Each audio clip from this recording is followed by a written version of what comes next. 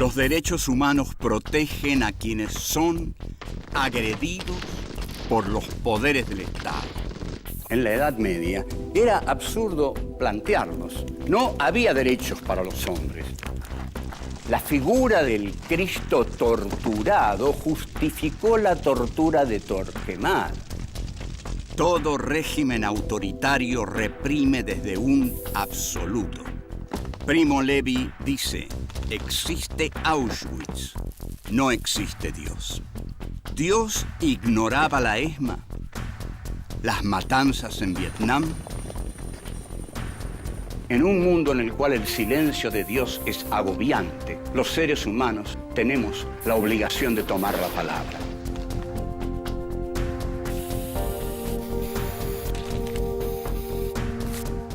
Filosofía aquí y ahora 5. Filosofía y derechos humanos. Encuentro 10. La doctrina de la seguridad nacional. 1. La guerra moderna. 2. La lucha contra el comunismo. 3. Los métodos. 4. La aplicación racional del dolor. 1. La guerra moderna. Los famosos paracaidistas franceses son famosos justamente por ser un grupo violento de élite que se dio a sí mismo el nombre de Organización de l'Armée Secrète, organización del ejército secreto, la OAS. La OAS actuó a partir de Indochina, a partir de la derrota de Dien Bien Phu, y ahí el principal teórico, el que se larga a escribir un libro, es el coronel Roger Trinquier, que escribe un libro que se llama La Guerra Moderna, y en ese libro comienzan a basarse todos los ejércitos en las tareas de contrainsurgencia y elaboran así la doctrina de la seguridad nacional. Esta doctrina de la seguridad nacional es una doctrina bipolar que plantea una lucha entre el mundo libre y el mundo marxista. El mundo marxista es un mundo cuya cualidad esencial es la expansión. El marxismo se expande. En consecuencia, el mundo libre tiene la tarea, la misión de frenar al marxismo. Esta es la Guerra Fría. La Guerra Fría tiene dos polos. Un polo es la Unión Soviética, el otro polo es Estados Unidos.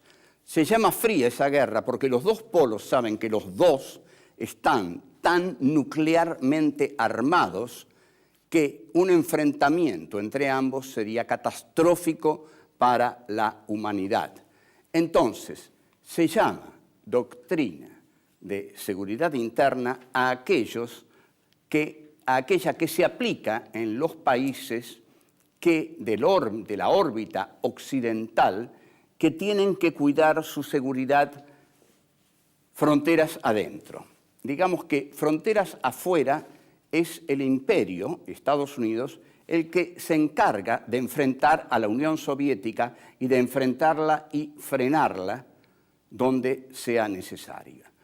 Hay un gran miedo al comunismo en todos los sectores dominantes, las clases dominantes, los sectores dominantes, los ejércitos del tercer mundo al comunismo. El comunismo es una hidra de 1000 cabezas que se infiltra en todos los países. O sea, hay que tenerlo en la mira constantemente. Para tenerlo constantemente en la mira es que Roger Trinquier escribe el libro La Guerra Moderna. Estamos luchando contra un adversario ante el cual no hay que tener ningún escrúpulo moral en esa guerra que llevamos contra ellos. Ahora, los instructores franceses cobran un enorme prestigio a partir de la guerra de Argelia. Lo notable con la organización de la Armée Secrète es que ha perdido 2 guerras. Pierde la de Indochina en la batalla de Dien Bien Phu, ¿no? Enfrentados al general Giap, y pierde la de Argelia. Pero de todos modos, como instructores quedan más validados que los norteamericanos de la Escuela de las Américas. Aquí los franceses llegan por primera vez en 1959 y en el Ministerio de Defensa les dan un piso para ellos. Fíjense qué bien atienden a los torturadores cuando llegan a la Argentina en esos tiempos, al menos. Hay una foto del general Aramburu presidiendo una reunión con los paracaidistas franceses, la gente de la OAS. ¿Por qué? ¿Por qué los llaman? Porque hay algo fundamental que si ustedes entienden, vamos a entender mucho. Porque los militares argentinos están seguros de que tienen que emprender una lucha contra el marxismo. Más que antiperonistas, o quizás por antiperonistas, es que quieren frenar al marxismo y al peronismo, porque el miedo que tienen del peronismo es que del peronismo surja una fuerza marxista. Es decir, este es el terror de las Fuerzas Armadas argentinas ante el peronismo. De ahí la larga proscripción de 18 años. No, dicen, de esas masas peronistas, y si Perón vuelve, lo que va a surgir es un movimiento marxista que Perón no va a poder dominar y que posiblemente nos domine a nosotros y domine a todos, porque es el marxismo. Lo que late dentro del peronismo es el marxismo. Esto es lo que interpreta el ejército argentino desde 1959, que esa es la guerra moderna. La guerra contra el peronismo es la guerra contra la latencia del marxismo en el peronismo. Volvemos ya. 2. La lucha contra el comunismo.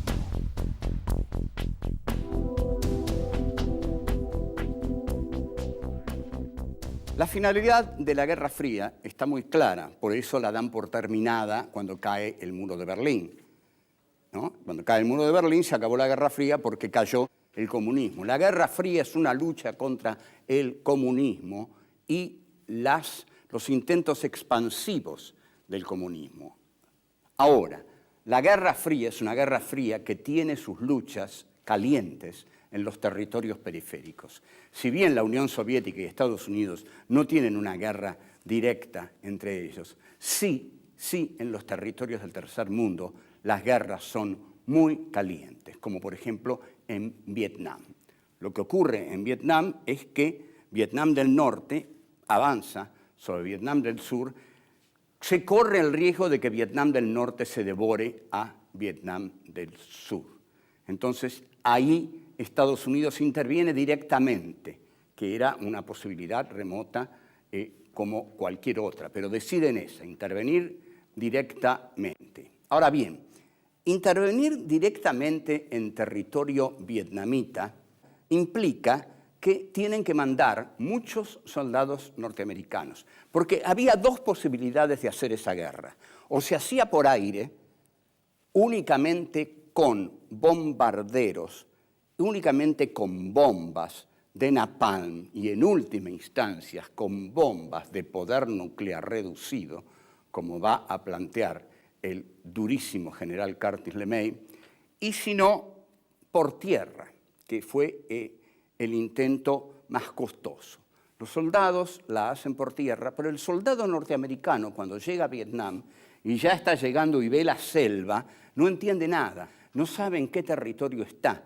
Está en un territorio que desconoce, ha sido enviado a una guerra que no entiende muy bien a qué se debe. Le dijeron que tiene que ir ahí a luchar por el estilo de vida americano, the American Way of Life, como hace poco en uno de los juicios Videla declaró que ellos luchaban por el estilo de vida argentino.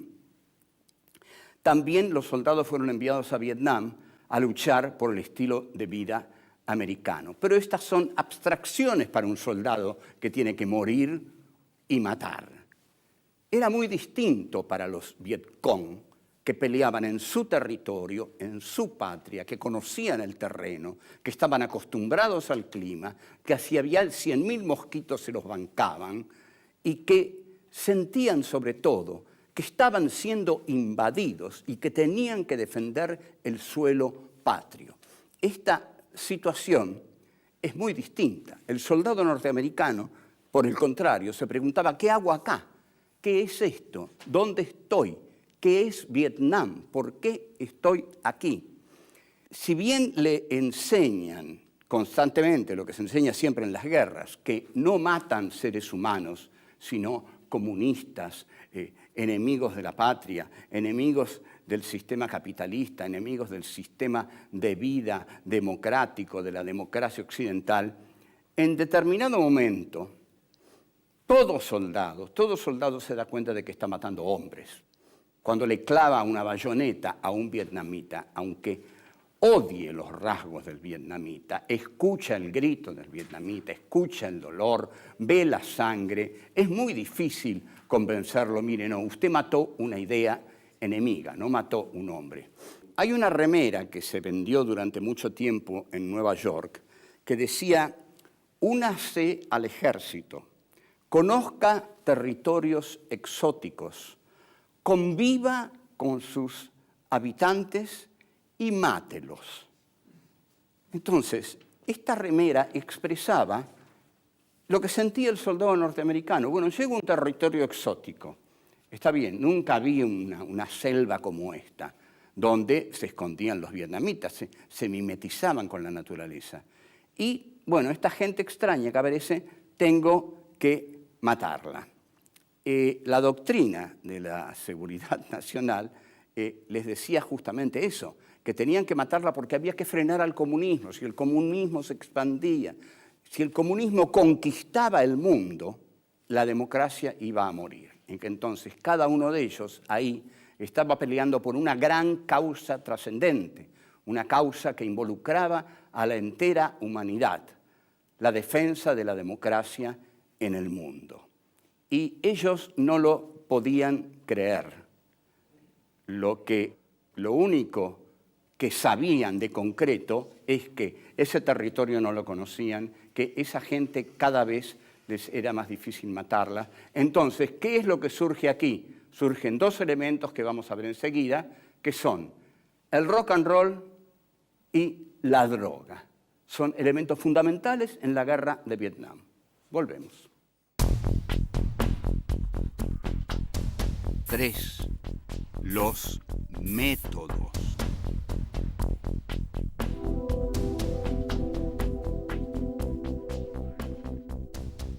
De un modo u de otro, los soldados norteamericanos recibían muy buena cocaína en la guerra de Vietnam, en Vietnam. Y tenían esas radios enormes en las que escuchaban rock and roll todo el tiempo en que no estaban en batalla. Todo el tiempo en que no estaban en batalla estaban enajenados.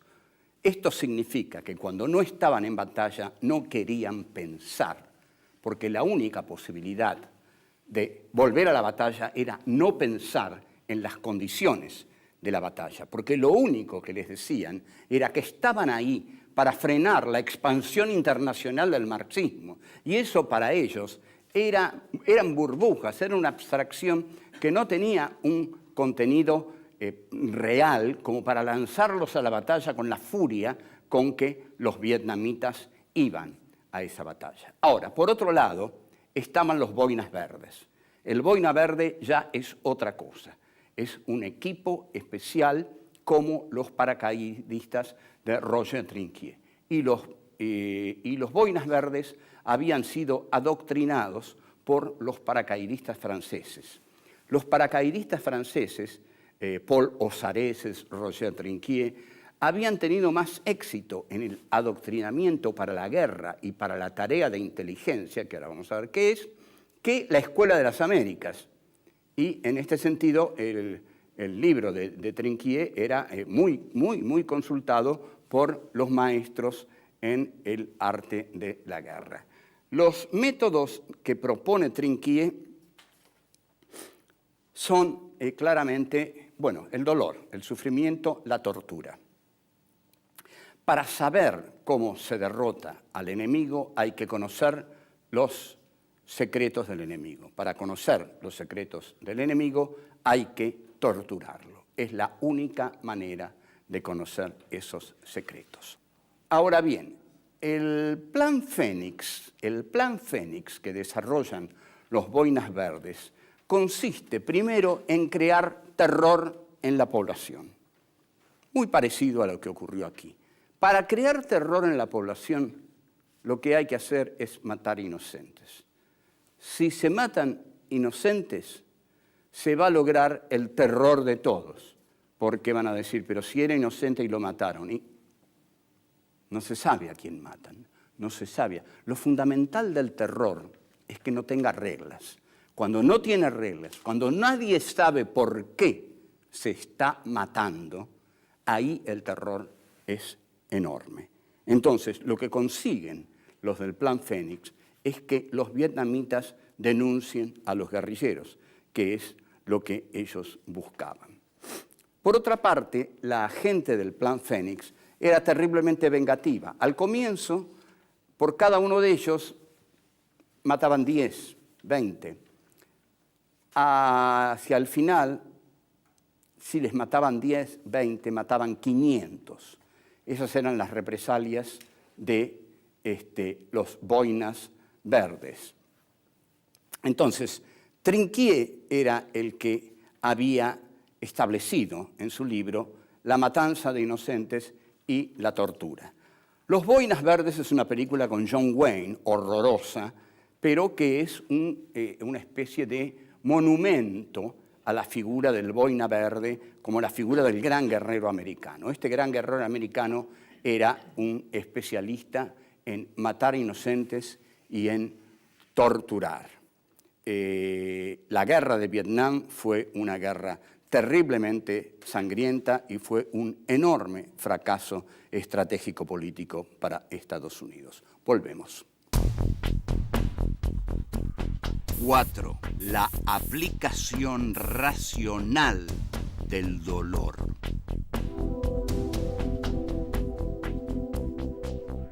Todos sabemos que el 20 de junio de 1973, en el palco preparado en Ezeiza para recibir al general Perón, se hablaba en francés. Nadie entendía por qué se hablaba en francés. Esta parecía una versión totalmente dislocada, un poco, evidentemente, versión de locos, pero sí, se hablaba en francés porque ahí estaban los instructores de la organización del ejército secreto. Ellos habían arreglado sus cuestiones con López Rega en Europa y estuvieron en el palco de Ezeiza, no como protagonistas, pero ya observando cómo iban a ir armando las bandas clandestinas que comenzaron a armarse de modo inmediato a la llegada de Perón al país. O sea que partimos de aquí. Llega Perón al país y ya están actuando en el palco de Ezeiza torturadores profesionales de la OAS, o sea, aplicando la doctrina de la seguridad nacional. Esto va a dar el surgimiento, va a confluir a través de grupos como la CNU, el CDO, al surgimiento de la AAA. Y la AAA va a llevar, como sabemos, luego de un trágico y patético gobierno de Isabel Perón, al golpe de Videla. Videla, sí, es un alumno decidido de Roger Trinquier y de los franceses. Incluso el general López Hoffranc en un documental que se llama Escuadrones de la Muerte, el general López Ofranc se jacta de que el ejército argentino no se preparó en la Escuela de las Américas, que los norteamericanos estaban celosos, dice, porque nosotros seguíamos a los franceses y estudiamos con los franceses. La doctrina de los franceses, del señor Trinquier, enseña muchas cosas, dice López Ofranc en ese film, con un estilo de conde así que tiene, ¿no? De conde Drácula, digamos. Hasta que larga una frase, López Ofranc, muy, muy reveladora, que la larga con una sonrisa y dice, ¿sabe qué pasa?, le dice a Marie-Monique Rubin, que es la que filma el documental. Lo que pasa es que con la sangre se aprende mucho. Ella se queda fría, todos nos quedamos fríos, pero es una abierta confesión de la metodología del ejército argentino, ¿no? Con la sangre se aprende mucho, es decir, se trata de enseñar dolorosamente. Aparte, hay un viejo dicho, esto no es nuevo, el castigo siempre ha funcionado, ¿no? La letra con sangre entra, es un viejo dicho de la educación nacional. La tortura que se aplica entonces bajo la dictadura de Videla, la tortura podríamos definirla como una aplicación racional del dolor. Que el ser humano sienta dolor es esencial para la tortura, porque podría haber ocurrido que el ser humano fuera un ente, un ser, que no sufriera el dolor, que no padeciera el dolor. Pero el sufrimiento es constitutivo nuestro. Se nos da sobre todo en la carne, es en el cuerpo. Hay, por supuesto, un sufrimiento moral que también se explotó terriblemente. Pero el cuerpo, cuando es presionado, cuando es tironeado, cuando se le aplica electricidad, el cuerpo sufre, el prisionero grita y finalmente confiesa. En estos momentos que estamos asistiendo a esta caótica guerra contra el terror que se da en Irak, la tortura sigue siendo el arma más efectiva que un ser humano aplica contra otro. Lamentablemente a esta altura de la civilización, pero esta altura de la civilización no significa nada, porque en esta altura de la civilización quizás los derechos humanos estén enmudeciendo más que nunca. La idea del sufrimiento, que en verdad es una de las causas de los derechos humanos, una de las grandes causas de los derechos humanos es que los seres humanos no sufran dolores, no sufran dolor por causa del poder. Entonces, la doctrina de la seguridad nacional se opone a esto, porque la doctrina de la seguridad nacional, ¿qué diría? Nosotros necesitamos el dolor, porque del dolor sacamos la verdad. Así que vamos a seguir provocando dolor en aquellos a quienes atrapamos, porque llevándolos a un dolor intolerable, ahí es donde surge la verdad. Y ahí es donde nosotros, los torturadores, triunfamos. De aquí que, si el poder extrae información por medio del dolor, aplicando el dolor a los seres humanos, las organizaciones de derechos humanos tienen que luchar contra el poder que se encarna en el Estado autoritario y luchan desde el llano, desde la sociedad civil. Tengamos en claro siempre, las organizaciones de derechos humanos no pertenecen al Estado. La tarea de estos organismos es defender a los ciudadanos que han sido ultrajados por el Estado, es decir, por la institución estatal. La institución estatal ultraja al individuo y ahí entonces es donde intervienen las organizaciones civiles de derechos humanos. A los que actúan desde el Estado los tiene que proteger el Estado. Bueno, esto es todo por ahora y chao.